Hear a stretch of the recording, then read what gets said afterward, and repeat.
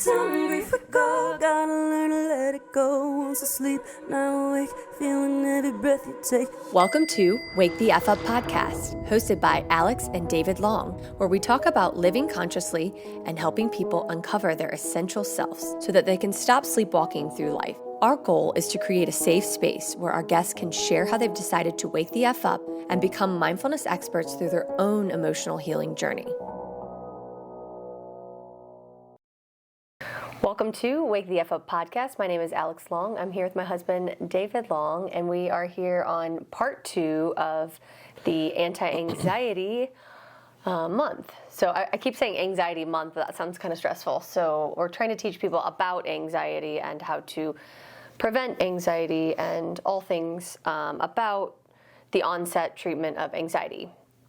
Today is really exciting because we have been pushing pretty hard on social media for our guests to write in, and I feel like we got a ton of response. Some of the questions were like pretty basic and really good, informative questions that sometimes I think we forget about. So a lot of questions on the science of why anxiety happens, how it happens in the body, and what is the difference between anxiety and an anxiety attack.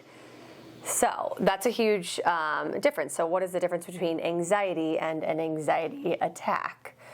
So I'm going to start there. I guess maybe we'll just talk about a little bit about the science. So what do you think about anxiety and what's been coming up for you since our last episode? Well, first of all, I've always wanted to do this. Like the question answer thing. It's cool. Super cool. And when cool. I watch shows, and I always enjoy hearing viewers' comments because they're sometimes a little bit different than what you might think, and it also reminds you that a lot of people suffer and think this similarly, have the similar issues and can benefit. Yeah, it's really good. So we're going to get started right away so we get kind of through because we had a decent amount of questions. So, anxiety is like we talked last time, general anxiety versus specific anxiety versus trauma-associated anxiety. So there's a ton of on the spectrum of anxiety. So let's start off with the science. So our first question that came in from one of our viewers was, can you please give me the science behind an anxiety attack? Oh. Okay, so this is my favorite, actually, because really if you look at Wake Wellness app, which we're in growing and developing every day, when I wrote down the answer to this question in my mind and to prep for this, I was so excited to think this is exactly what our app is doing. Yeah. So the steps of an anxiety attack. So anxiety, we all face it all day long, right? Anxiety in the body, science-wise manifestation is similar to an anxiety attack, but I'm going to show you what the difference is scientifically, and you can back me up, Dr. Long, if there's anything I get wrong. Lowly, just experiential scientist over here on this one. So, anxiety attack. We start off with an activation of something that triggers a threat response in the body. So, as we talked about in the last episode, back in the day, hunter-gatherer kind of time, our origin of human nature was that we had to protect ourselves from external environmental threats all the time, right? So everyone gets this. This is where fight or flight comes in because we had to protect ourselves either in a fight with another animal or someone trying to attack us or run away from something dangerous. In human society, that's not necessarily the case on the day-to-day basis. So today we're going to talk about day-to-day stuff, not maybe a trauma situation where you might be chased or physically attacked, right? So that would take on something similar to being chased by a tiger back in the day. Yeah, in nature, generally, the more vigilant and prepared, that's what they would call it, animals survive better. That's right. So Darwinism at its finest, right? The survival of the fittest is really those people who are able to have quicker responses and are on their A game when it comes to survival skills and response to threats. To be fair, it's no different today in human society. Those of us who are able to manage our nervous system and downregulate when activated and have healthy patterns of processing anxiety in the body generally do better. Yeah, and really the only difference is you're not generally with exceptions, of course, worried about life or limb. Correct. But although that's not true. So I do think that's the difference. Okay, so let's go back to anxiety attacks. So you have your perceived threat. We're not going to talk about being chased by tigers or even like a criminal at this point. We're just going to talk about emotional triggers or things that start to produce a activation in the nervous system. So when that happens, the body responds with physical symptoms, right? So it triggers the brain's response. And then the brain's response is to say, ooh, there's a threat. That sends a signal into the nervous system. So your sympathetic nervous system, to be clear. And by the way, this is lower brain. This is not higher brain. Right. The amygdala, as we talk about, which is your emotional processing center in the back of your brain. This is higher level brain stuff that has evolved as we become more mammalian and humanistic. So the more that we grow in our brains and the more we evolve, the more we're growing these centers of our brains. But the point is it can be subconscious and not fully aware. Extremely subconscious. Sorry, I keep glancing down, but I'm so obsessed with this, I had notes because I really wanted to make sure that we got very clear here. Okay, so the amygdala hits a threat response and sends to the prefrontal cortex and the rest of the body to activate the sympathetic nervous system. Sympathetic nervous system is your fight or flight, right? Just like a tiger was chasing you back in the day, we've maintained those evolutionary brain chemistries and reactions that help us stay safe, and it's still keeping us safe. So when that happens, we, boom, kick up that sympathetic nervous system, and we might have physiological responses in the body that you can actually pay attention to and know as a human. So we talked about this last episode. Your eyes actually dilate and dart left and right. The reason that happens physiologically is so that your vision actually gets more acuity and you can pay attention to what's happening around you. It's actually really amazing to think about the human body because all of the things that happen to you in an anxiety moment, and this is not necessarily an attack. Attack doesn't quite happen yet. But in anxiety activation, our hearing gets really acute, our vision, our eyes dilate, our breath capacity changes, our heart rate and blood pressure increase, our breath becomes shortened, and we're trying to get more oxygen in the body to oxygenate the body. Your abdomen, your gut actually sends blood away to the muscles so that you're prepared for an actual flight or fight, right? So you get more energy towards your muscles. Okay, so that's what physically happens. That physiological response happens every time you get activated in your sympathetic nervous system. It can happen on massive waves or it can happen on small, little bit of a heart flutter, little bit of breathy, eyes widening a little bit, right? So we have a spectrum of those physiological responses that happen, okay? So when the physiological responses happen and you're able to cognitively decide or have a coping strategy to downregulate, this is step 2, 3, before we go into anxiety attack. Where we go into anxiety attack is both cognitive and sometimes physiological response that has gone over the spectrum of normal. So this can often happen with breath. So a lot of people get into that breath pattern where they're trying to take in more oxygen and CO2 starts to fill the body. So we're short breaths. That's kind of panicky breathing, right? We're breathing kind of short. We're not getting full inhales and we're not getting any exhale. And in that state, the body then sends a feedback loop back up to the brain to say, oh shit, we're having an actual physiological threat now. So, right, we've had a perceived threat. We loop down from amygdala to body, sympathetic nervous system kicks up, and then we have a feedback loop back up to the brain. Body responds back to the brain, right? The perceived threat usually happens in the body first, then the brain back down to the body, and then the body back up to the brain to say, oh shit, we can't breathe. So then we start to hyperventilate. Ventilation is when we're literally like, I can't breathe. There's a cognitive moment in there where you're saying, I can't breathe. And a lot of people who talk about panic attacks will say, like, that's the big one, right? That takes you kind of down. And then we keep this feedback loop happening. And the body then sends, the endocrine response within this, right? So then we're back up to the brain like, oh shit, we're hyperventilating. Or, oh shit, we're having a major stress response. Like we're sweating, eyes are darting. There's a lot of physiological responses we said through the senses, and the endocrine response will send norepinephrine and cortisol and flood the body with full stress hormones. Then we get more energy and we continue to get up. The body's trying to get ready for the fight or the flight. But this is all happening in the now with most of us in today's society in a general sense from an emotional or perceived emotional threat. This is where trauma links in. And so an anxiety attack is actually when we're stuck in the feedback loop from the physiological to the mental, right? So our brain and our body are both off the chart, saying we've got a perceived threat and the body's saying that, and then we keep going back and forth and we're not able to get ourselves out of that feedback loop. Chemistry responds, brain responds even more, chemistry responds more, brain responds more. And before you know it, we've got our head between our legs. We're stemming, we are losing control, our vision goes off because we're so acute in the vision, like the blood is rushing all over the body and trying to save us. And we have gone into collapse because the body can only sustain this for so long. That's a panic attack.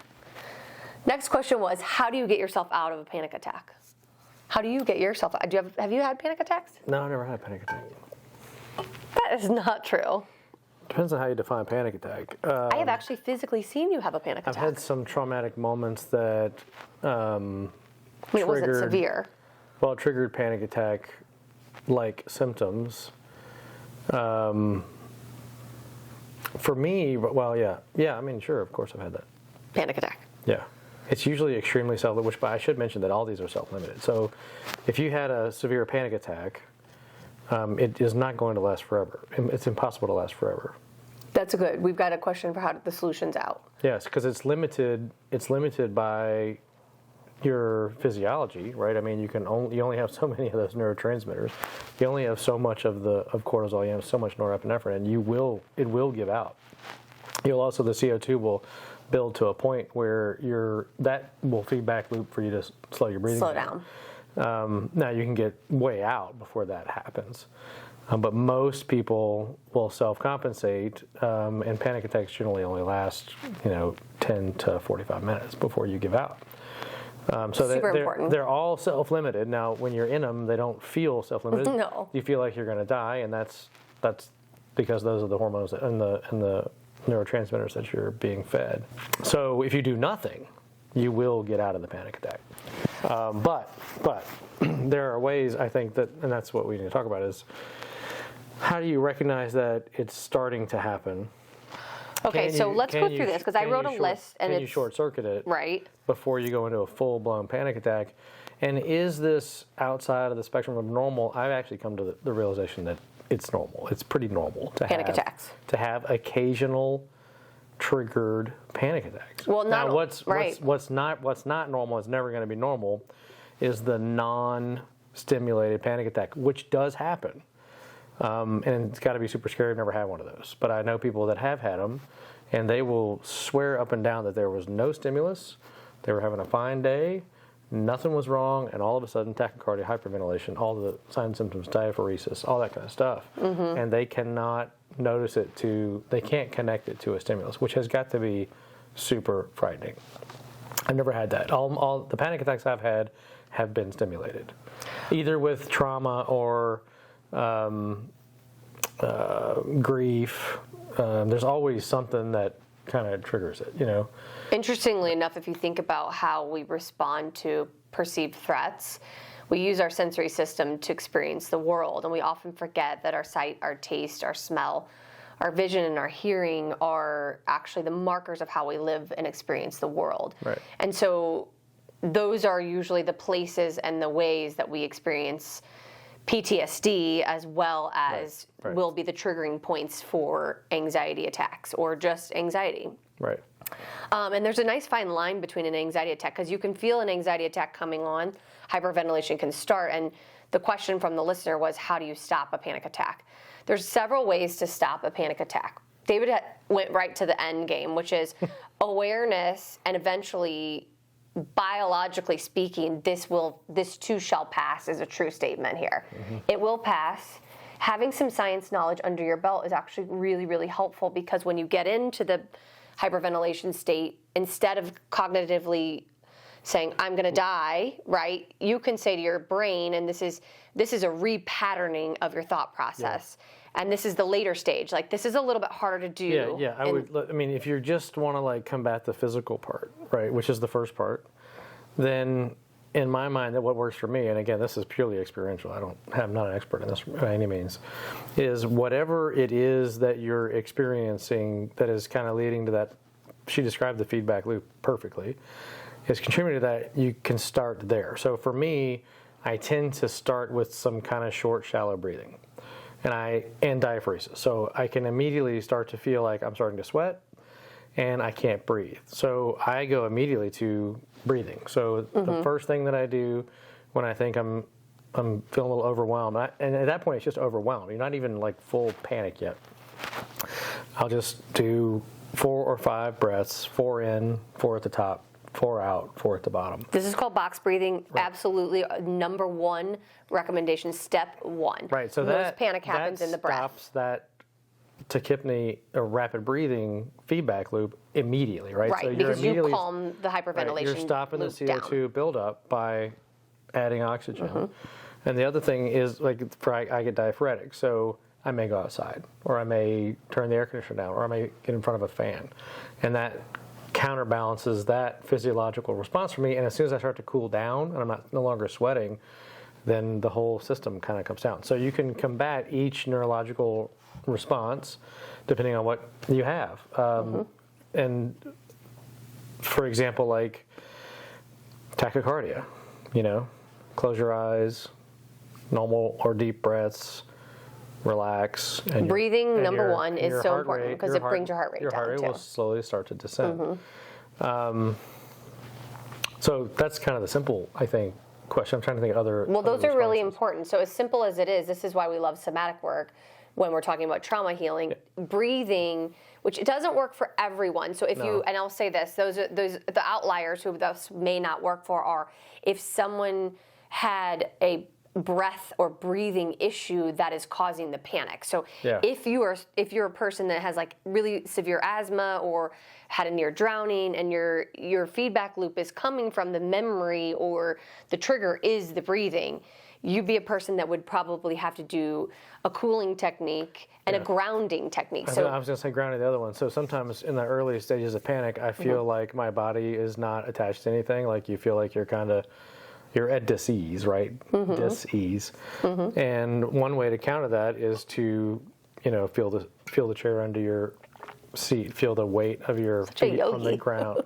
And that brings your body back into contact with your environment, which is one of the things that's starting to kind of lose, And then when you bring it back in, all the other things kind of start to fall in place. Right. So when we get into the feedback loop between physiological response and the brain starts to really be like threat, danger, danger, I'm dying. It's talking to you really loud so that you listen to the warning signals. Just like we talk about being doing somatic work and why we care about awareness and felt sense in the body and getting into the body first. If we listen to the body, it's giving you messages all day long. The messages get louder the more severe the threat is on the system. Right. And then there's the cognitive part of panic, which you can also combat with positive thoughts. And I'm not dying. Now we're getting into cognitive help. So but all those kind of, if we're going down the symptoms of panic. So just like we say with everything, if you want to start off with a panic attack, let's go back to step 1. As long as the breath is not the reason that you're panicking, you want to breathe. Control and do your breathing. There's a couple, he already said one. Box breathing is in for 4, hold your breath for 4, exhale for 4, hold your breath for 4. Immediately that activates your vagal nerve, gets that parasympathetic nervous system. That's your rest and digest, your calm down mode. That kicks up and overpowers your sympathetic response. So the nervous system starts to chill down a little bit and hits the vagal brake. And it actually makes sense from a physiological point of view if the problem is this unstoppable feedback loop, a physiological feedback loop, then you need to counteract the feedback loop. Not even worry about why you're having a panic or who's, upset you or whatever. The first thing you got to stop is the body. I think in my opinion, the panic attack usually isn't once you've gone into a panic attack, not anxiety. This is kind of pre There's not a lot of thinking, Right. other than danger, I'm dying. Right. I can't breathe, breathe, I'm going to die. Which is my point exactly. So you don't necessarily have to figure out Mm-hmm. when you start feeling that you can't breathe or you're sweating. You don't really have to figure out. Let's say You don't need cognitive understanding at this point. exactly. Only awareness you need is that you feel the symptoms coming on. Right. This is why we really highly suggest doing daily check-ins with yourself in the morning, in the PM. This is called somatic felt sense experience. It's all in the window of tolerance. It's all in somatic work and trauma work, saying, how does my body feel today? What's happening? So a lot of people who experience a lot of trauma, a lot of panic disorders, a lot of people who have a lot of severe anxiety, the body's fatigued, and we often take ourselves out of our body. Yeah.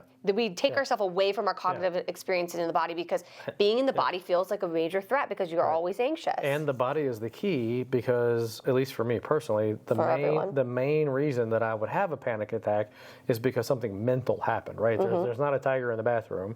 There's not a bomb coming into my building. I got some news or something, some cognitive thing happened that triggered this response. And one of the reasons it triggers the response is I don't understand what happened cognitively, right? So like, we talked about last week, money.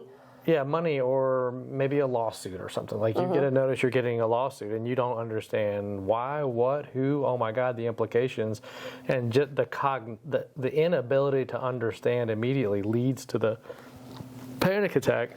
And whether or not you are breathing heavily or diaphoretic, you're still not going to fully understand it without calming your body first. Right. So this is more the psychological and cognitive thoughts behind it. So of course we highly recommend everyone have a therapy practice as best as you can afford, and whatever modalities that you can afford in terms of therapeutic, working on the self.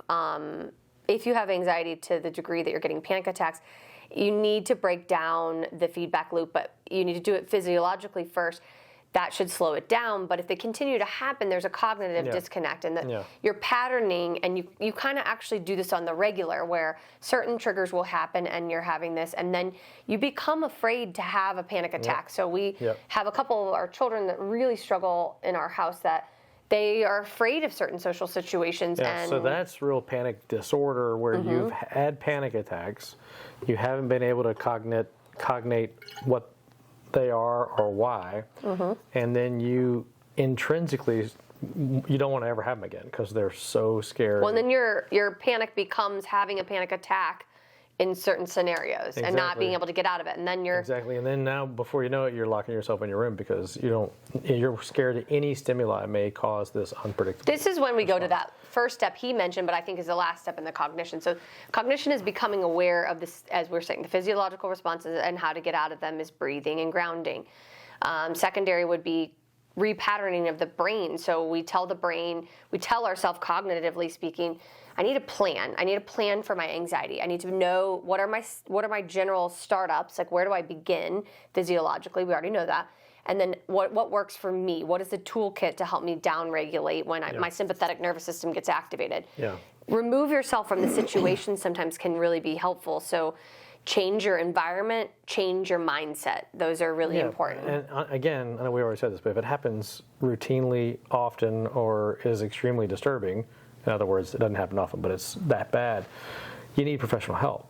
There's no way because you're going to make mistakes when you start connecting what you think is the stimuli and how to possibly correct it, in my opinion, until you get help digging into what the real stimuli is, right? Because again, there wasn't a tiger in the closet, right? But something was in there that stimulated you. And that requires some deep dives. Yes, and we love EMDR therapy. It's highly effective. You want a trained EMDR therapist, someone who's gone through all 8 phases. It's very important. But that can help you to go to subconscious things that may be being coupled, as they call it in EMDR therapy, with a traumatic event, right? So something in the now has a memory kickback from something back then that then causes panic in the now. And then the people that you're discussing who have no awareness to the trigger, just the physical onset, that's that's a bit of an outlier. Just to share a personal. So I was saying, if without professional help, sometimes you can you can make connections that aren't there. You know what I'm saying? Yes. So like of course. when I was a kid, I was well, I'm still, but when I was a kid, unbeknownst to anybody, I was allergic to milk. Although interestingly, the pediatrician told my parents that I might be allergic to milk, and they thought that I outgrew it. They thought that I outgrew it about the time when I would have stopped telling my parents the details about my bowel movement. I mean, So lactose intolerant. Yes, I'm lactose intolerant, and I was a teen. Not a good situation if you eat dairy. I was like 14, 13 to 15, and I was starting to think about women and sex and all that stuff. And it seemed like every single time I thought about women and sex, which of course is all the time, I would have these stomach aches. And so I would sit on the toilet in pain and think, if I got to stop thinking about sex, because every time I do, I get these terrible stomach aches and diarrhea. And I believed it for quite some time, that was... Which is an interesting, so this is like when you don't have help, Right. You can make illogical things. Right. And I mean, that could have been very destructive, potentially. How did you find out that you were lactose intolerant? Well, it started... I mean, honestly, years go by, and I realized that I thought about sex a lot more than I had stomach cramps. You finally connected it to your diet. Correct. And then somebody in college, I was in college, and they told me, you should try these pills. They make these pills. Lactaid. And so I tried the pills, and it was amazing. It was unbelievable. Super common issue. Anyway.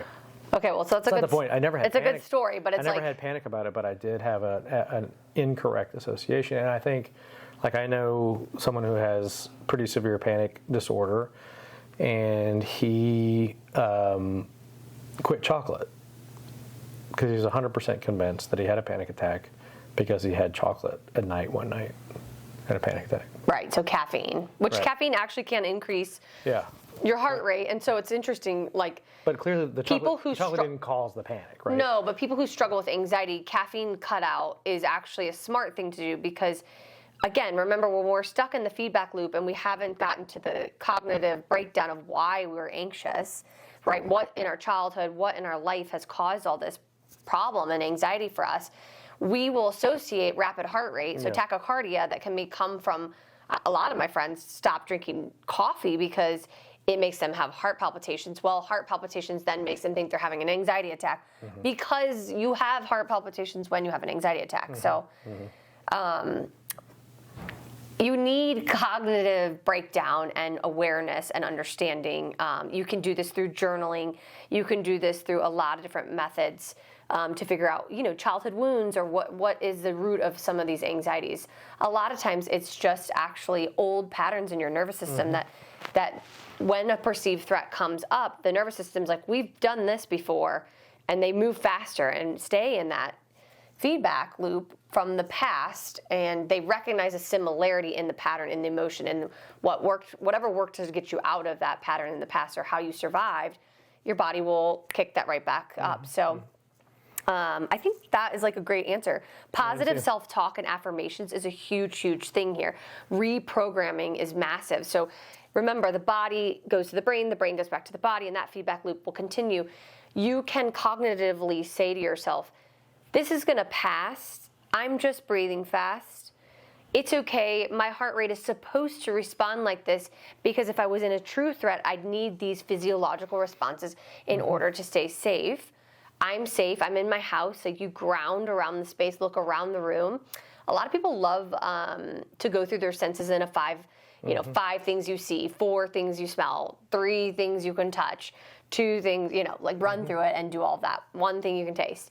Those are really cool ways to just ground into the earth, feel the earth, that's grounding. We already said preparation in advance, super important. If you know that you get anxiety attacks, prepare. How will I handle this? What are my exit strategies? If you have like a repeat, like PTSD thing, let's say you're a military vet or, if you've read The Body Keeps the Score, it's always so jarring to think as a non-military person how hard 4th of July must be for vets because the sounds, the smells, all, as we talked about, the sensory reproduction of a lot of those same stimuli and the nationalism and all the stuff, just everything, right? And then barbecuing, all that, like beer, barbecuing, all the stuff can nail somebody from Vietnam, especially, who may continue to think about those things. And so, those of us who have friends who are in the military, you may want to be more aware of, like, hey, what was it like for you? Maybe open up and give them some space to talk about if they're willing. A lot of times people don't, want to go there, but if they are willing to, like, be aware for our men and women who've served and people who have served, there are a lot of sensory overloads in certain holidays in certain places that can bring on panic, and that's, a really, really challenging. But definitely. In that place, sometimes cognitive is not as helpful. I think you really need true trauma therapy. I agree. Okay, so that was good. Yeah. What else? What other okay, so the next question that came in, super exciting. This came from, it was like actually a long question, so we may not get through all the questions today, but I think that science question was so elaborate. It went through, we had about 5 or 6 science questions on. Well, yeah, I mean, that's a career. Yeah. People have spent their entire lives. The polyvagal theory, Stephen Porges, if you want to look up his work. I love Deb Dana. She's like, and the truth is, it's super complicated, and we know a lot about it, but we don't know everything about it. I mean, we're actively learning. Right, it's still in theory process, and it should hopefully be, it's proven. Luckily, some people way smarter than us are out there working on it. Right, so again, Stephen Porges, Deb Dana, there's like so many people working on this. Bessel van der Kolk, we recommend him every single episode. It is fascinating. I mean, it's fascinating. Really, well, I love to have some factual information behind what I say would be to feel your way through things, and I'm an intuit, I'm an empath, so I always have been a person that has felt my way into it and my way through a lot of situations. And in fact, science would say that being in your body and feeling your way through things through the body first is really actually the right way to live your life. Well, it's always nice when science recapitulates your understanding. Mm-hmm. It's disturbing when it doesn't. It sometimes doesn't, but it's nice in this instance, particularly with the vagal theory. It actually makes neurological and physiological sense with what we do know about the body. Okay, the next question is like way more difficult. So this is like more difficult than that. I mean that took a lot. That guys has been like my entire path of studying, and I have probably done thousands and thousands of hours of studying, and I did not have to look up one resource for that entire answer, and it's because I wrote it down. I mean, I made an outline that I keep glancing down at because I want to make sure that I represented those scientists who actually have done this work that I've studied. But yeah. So what's the next question? Toot my own horn. I was like, look, all that money I've been spending on all these classes is coming into play. The next question is not so easy. It's a really multifaceted. It could be answered by many different people. Has a lot of layers, which most anxiety things do. And this came from an actually like a really cool follower of ours who writes in a lot. And I'm secretly obsessed with her. She was writing about, let me see if I can say this properly. So there is a discrepancy or a misalignment, as she put it, in friendships. So she wrote this, like, what do you suggest someone does in anxiety around misalignment in relationships or friendships? So that's her first question. Then she came in with like 5 voice recordings, which was like getting really specific. I know. So I asked more questions because I felt like that was a whole podcast or 5. Like there's a lot of vague and things. I mean, you could talk about every healing technique via that. I just sprung to my mind. I think I know what she means. Mm-hmm. Let me give her example. Yeah. So she spent a lot of time to get this question out, and we're going to give it to her. So she has a dear friend, and this has lots of layers because a dear friend of hers who she had coached through a traumatic breakup. I can't remember if it was like a husband or like a serious boyfriend. He had cheated on her multiple times, and it was extremely toxic and traumatic relationship. The friend was one of, if not her main support system through this entire like drag out. Let's just say it was a marriage, so it was like a super long, toxic relationship. And I think we all out there have friends who have gone through breakups or relationships that you're watching this car crash happening, and you are trying to be supportive, and you're also potentially like giving advice, the listening ear, a lot of your energy and time as a dear friend, and you love your person, is in listening to their interpersonal problems and relationship woes. And often if people have an unhealthy relationship, that feedback loop is going, and they are just staying in the spiral and staying in the trauma. Sure. So she said, basically that happened. The lady ended up leaving the boyfriend or the husband, the long-term traumatic, toxic relationship, got out, and it's taken her 2 or 3 years to get over this breakup. Since then, this past boyfriend or husband has gotten engaged, is engaged currently, and started to contact her friend, the writer's friend, and kick up a inappropriate relationship. So there's so many things here. We've got toxic relationships, the loyal friend who's coaching and being the therapist. We have cheating, infidelity. He was cheating on her, and now he's trying to cheat on her with the new girl. We've got relationships ending and not ending, so like no closure. And we have, I would say, a moral inequality is not the right word, a moral discrepancy. So like two people who have two different thought patterns on how we should handle an ethical or non-ethical situation, or unethical, I guess I should say. A lot of layers to this question. Wait, so what's the question? So the friend is having a decent amount of anxiety around the friendship. I mean, may not even necessarily just be anxiety, but she's having a lot of emotional strife, which can be confused as anxiety, around her friend making poor decisions and then being in a misalignment, and therefore, how does she maintain relationships when we're in two different thought process stations, or when someone's doing something extremely unhealthy and they're not getting out of it. They're going back in it after you have been coaching them through, or helping and assisting them and watching them on this major emotional roller coaster. Thoughts? I mean, I can think about this from multiple levels. I guess let's go to the most severe. If someone's cheating on someone else, and you're feeling anxiety about being the friend or in a relationship with someone, and you're aware of something that is hurtful, toxic, scary, and let's just say the cheating is going to, well, cheating always devastates, but is going to devastate, and not in a healthy way. So like sometimes I do think infidelity can happen because two people are not communicating for so long. For sure. And they almost just don't communicate so much that it's inevitable that someone is going to leave the marriage or leave the partnership or leave the relationship. So we're going to take that one aside, and just say that this is infidelity. That's maybe all infidelity is that. Actually, this may be completely wrong, but I would say that the role of the friend is zero. So that's zero role. That's a very good point.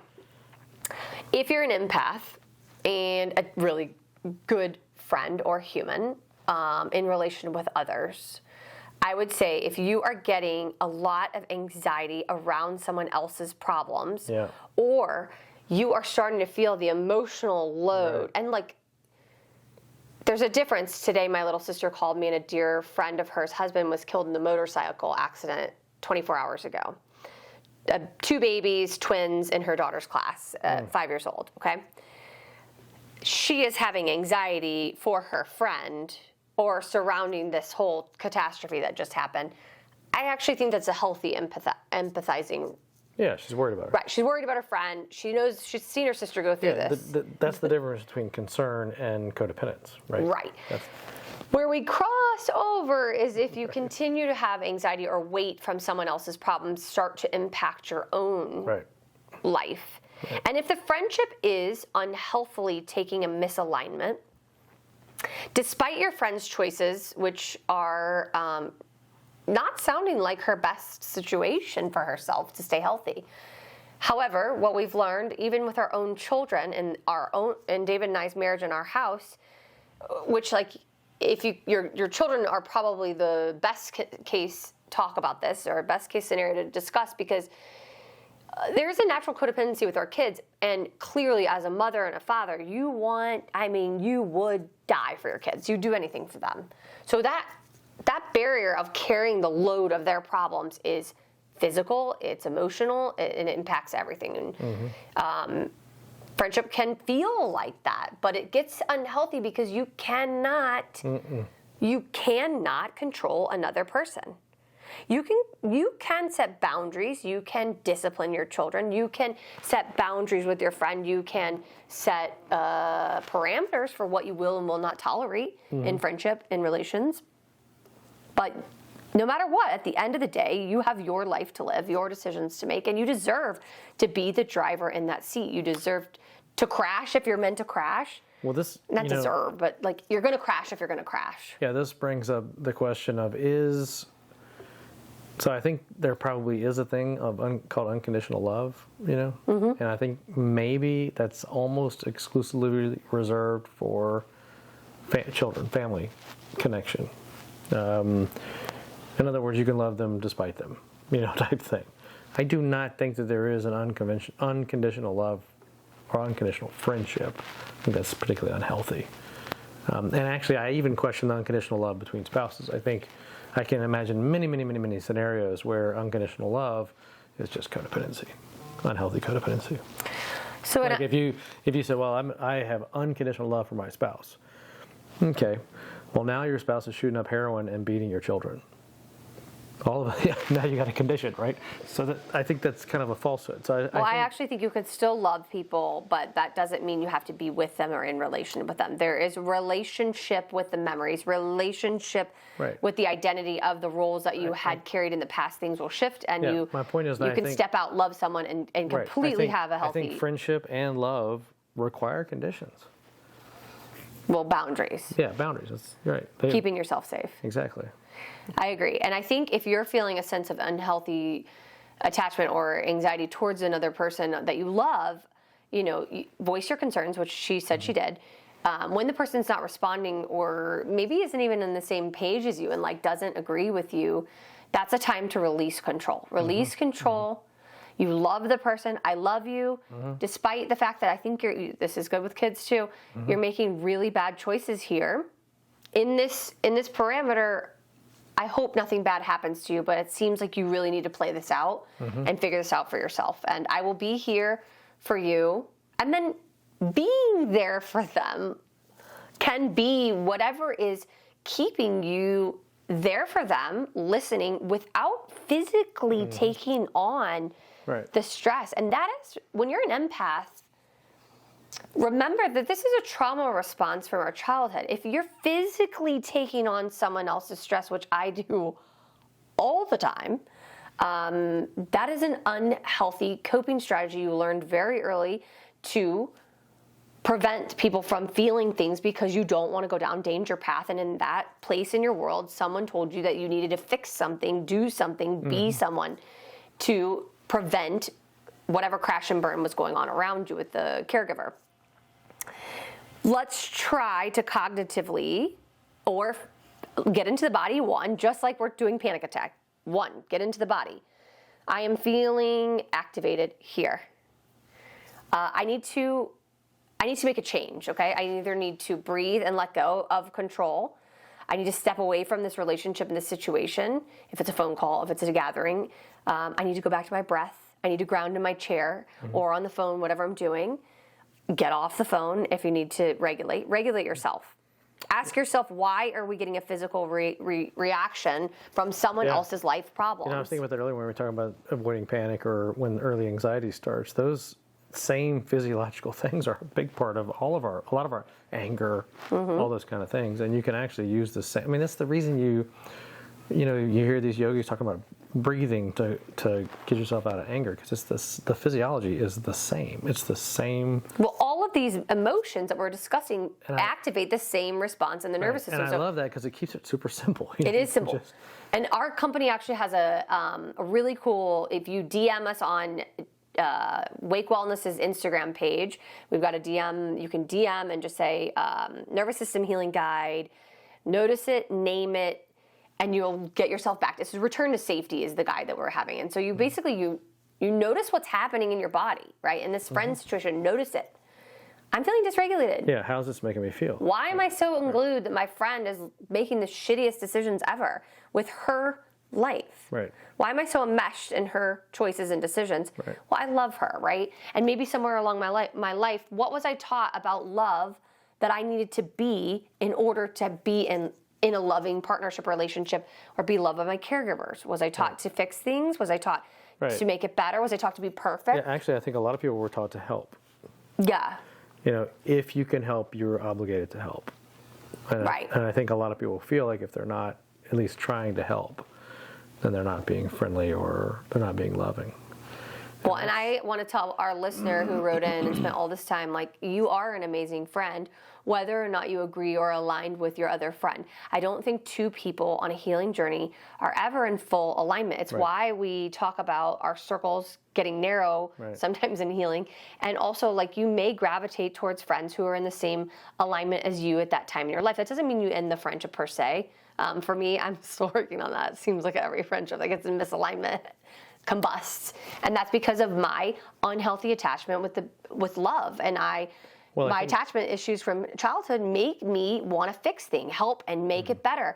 And I am so good at subconsciously, I will literally prevent you from feeling a thing because I feel that's my obligation.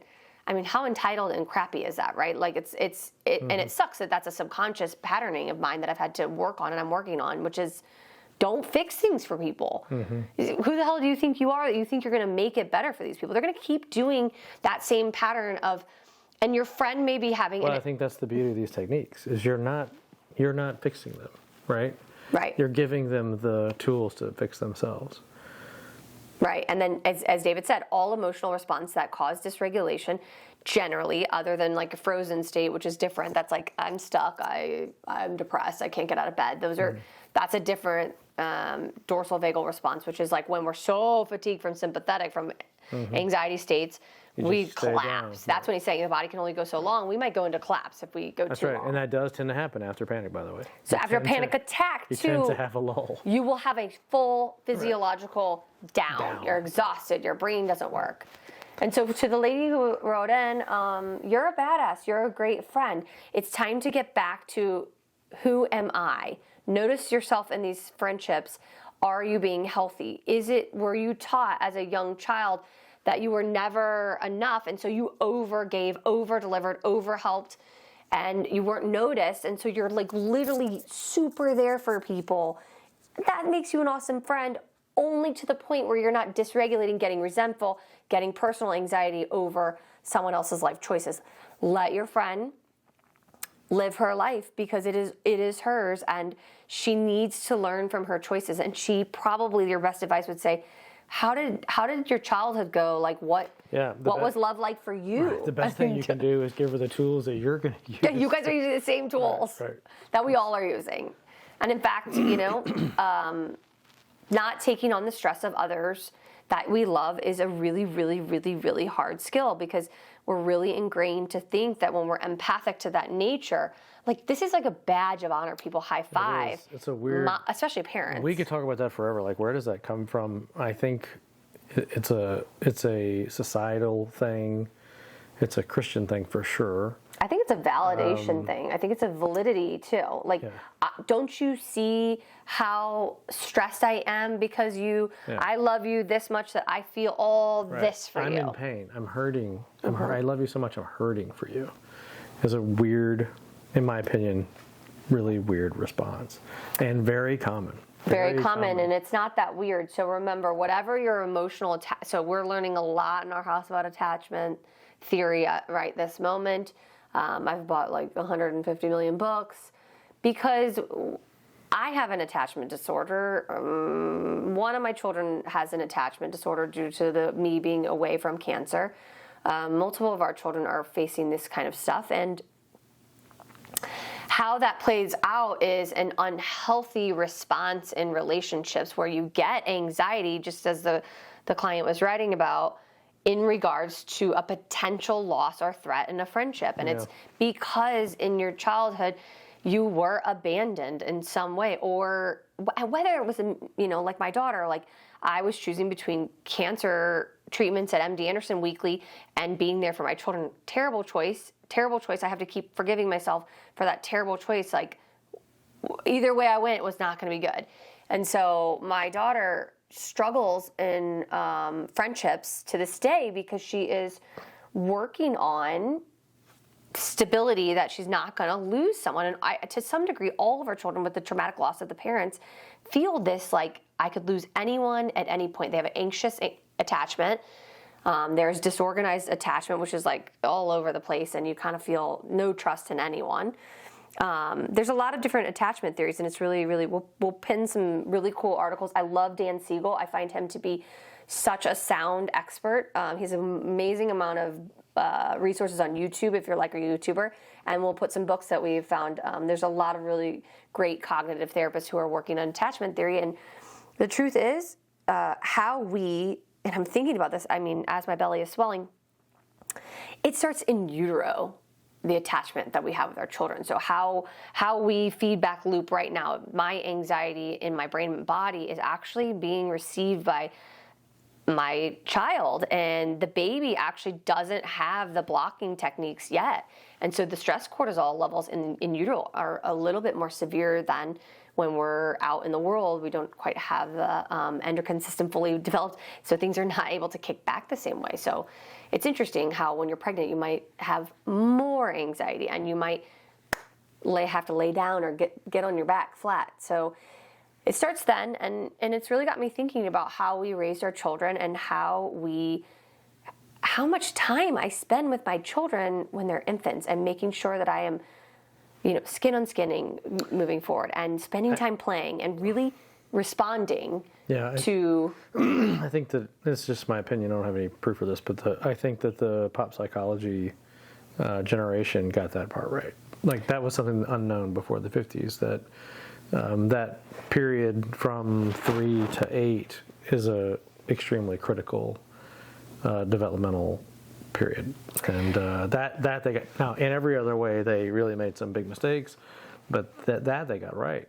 Unfortunately, they interpreted that, in my opinion, and I'm painting with a broad stroke here. They interpreted that to mean to. Unfortunately, they went to the next step, which was, if we know that's a critical period, what can we do to manipulate and turn these kids into what we want?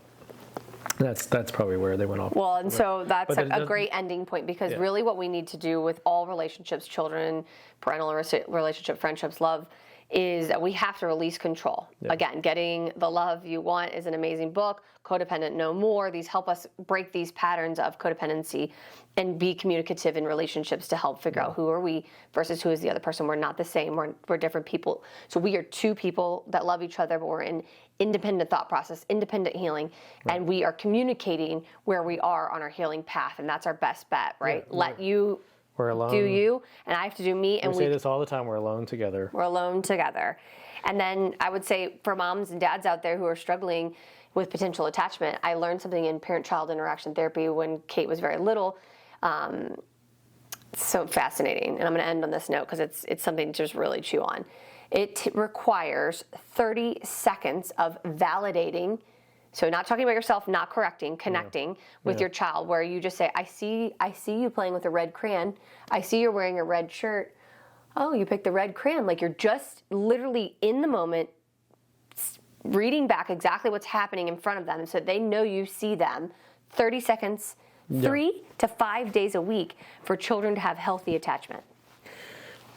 That's it. We do all this shit to connect with our kids. I think that's really good. So breathe.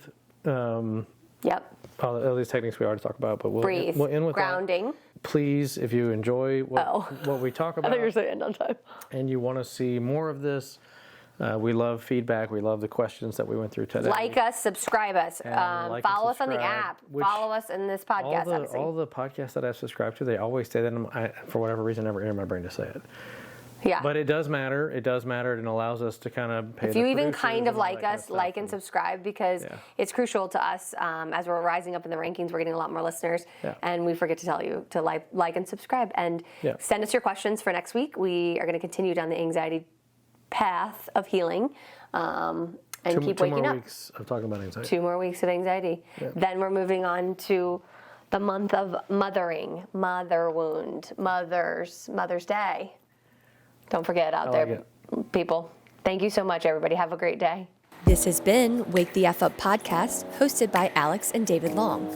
Be sure to check out other episodes where our community of experts share tools and ideas to help you wake to the life inside of you.